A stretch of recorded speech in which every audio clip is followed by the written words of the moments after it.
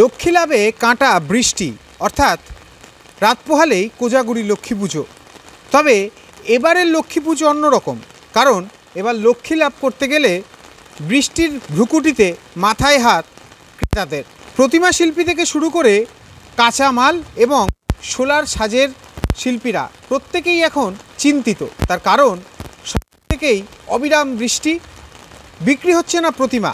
আর এই বৃষ্টির কারণে প্রতিমা তৈরিতেও বেশ কিছুদিন আগে থেকেই তাদেরকে অসুবিধায় পড়তে হয়েছিল। ফল বিক্রেতারা জানাচ্ছেন ইতিমধ্যে যেভাবে ফলের দাম কমেছে, তাতে করে যে টাকায় তারা কিনেছিলেন সে টাকাতেও ব্যবসা করতে পারছেন না।